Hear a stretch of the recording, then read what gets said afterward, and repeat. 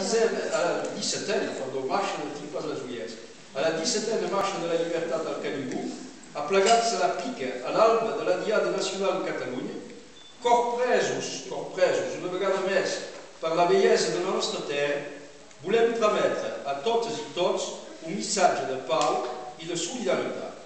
Saludem especialment la fidelíssima vila de Perpinyà, capital del Rosselló i capital enguany de la cultura catalana, on vam iniciar la marxa, i als municipis de Canyes, Corbera, Illetet, Rodès, Ricardà, Juc i Ballestiana, on vam passar o parar. Saludem també els pobles d'on anys enrere vam sortir, els esmentaré pas per l'extremimació. Desitgem que l'any cívic que comença vegi la realització dels nostres anhels de llibertat, confiant que la manifestació d'avui a Barcelona pel dret a l'autodeterminació i al cor i llengua siguin passos decisius en aquest camí. Dediquem la nostra marxa al col·lectiu, no a la THT, no a la MAR. Aquesta entitat va tenir la valentia de resistir a l'oligarquia electronuclear. Per primera vegada, ciutadans catalans dels dos vessants se van aplegar en aquesta lluita. Per cert, el resultat no és òptim, ja que la línia de molt alta tensió se farà i només un tros serà soterrat. Però l'unitat popular pancatalana realitzada és un planter que creixerà i fruitarà. Vam recollir a la Casa Pairal del Castellet la flama del Canigú, encesa l'any 1963 pel malaguanyat Josep de l'Oncle, amb branquillons trets del jardí de Jacint Verdaguer.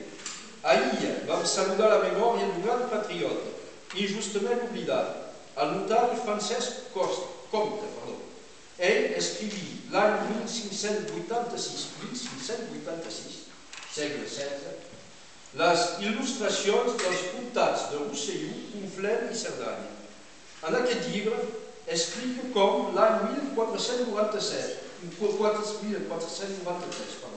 per la Sant Joan, al cim del Canigú, els majorals eren els amos dels ramats, els que dirigien els pastres.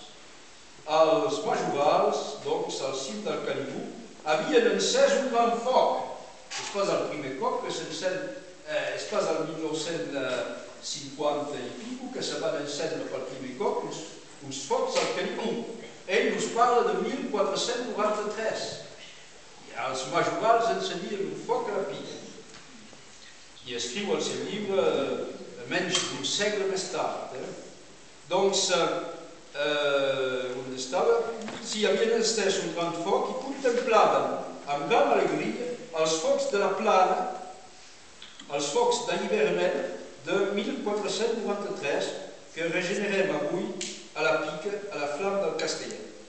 A Joc, és per això que vull dir, a Juc, perdó, saludarem la memòria i vos us confessi que aquest personatge el vaig descobrir fa 15 dies llegint un llibre d'un arxivista del Rosselló, que va ser una de les persones que més han estudiat l'història medieval del nostre país, que és el Bernard Allard, que era de Vinçà, és fill de Vinçà, i encara em sembla que la seva neta és batlle de Gloria, o era, no sé si ha estat ben llegit. És batlle de Gloria. N'és pas més. D'acord. Doncs era batlle de Gloria. Aquest Bernard Allard és ell que ha escrit això en les notícies històriques de Comune de Moscou. Diu que l'11 de les calendes de maig 1282 va concedir els drets necessaris per a la fundació del rec de la plana de Juc. És ell, doncs, aquest Arnald de Coursaví, perquè els barons en aquell moment tenien terres a tot arreu, ells eren de Espí, en fi, en tenien aquí. Doncs és ell que va permetre la creació d'aquest canal que tant de bé ha fet per l'hortalissi, per la fruita. Pensa que s'ha enganyat de data, dit 1800? No, 1200. 1282. Al segle XIII és el temps, si no m'equivoco, del regne de Mallorca. 1282. Mallorca? Mallorca? 1282, no. 1282, sembla que és temps dels reis de Mallorca. Donc és ell que va concedir els drets necessaris per a la fundació del rec de la Plana de Joux, concessió confirmada 2 dies més tard per la seva esposa Gueralda d'Urb. Havent la vostra marxa resseguit els camins dels recs, perquè venim de Perpinyà seguint els recs, des de Perpinyà fins a Rodès, hem pogut comprovar la importància d'aquestes obres gegantines que van fer durant segles la riquesa d'aquest país.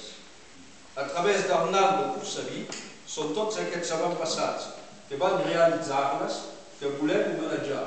I parlem d'Arnald de Coursaví i cal pas descuidar que hi van haver pairers que van fer les coses. Arnald de Coursaví, l'història m'acorda aquest nom, hi va haver molta gent que hi van treballar. A Vallestàvia, en fi, hem recordat, perquè és suposat ser llegit, hem recordat l'hereu just, encara se'n passa. Si vam temporal, hi arribarem pas. Un any no ens va passar. A Vallestàvia, en fi, hem recordat l'hereu just, heroi de la resistència a la segona ocupació francesa de la nostra terra, i vam dipositar un ram de flors sobre la tomba del qui, amb generositat i natural noblesa, nous havia rebut l'any 1995 al Malagunyà, a l'Alta Orinyà, el ram és capellà, no? Està darrere teu, René, el ram de flors, allà darrere. Ah no, és pas possible. Doncs retrem un homenatge a l'Alta Orinyà, que ha estat un ball extraordinari a Vallestàvia. Que tots aquests exemples ens ajudin als combats d'avui i de demà per un país lliure, en un món solidari, visqui la terra, visquin els països catalans.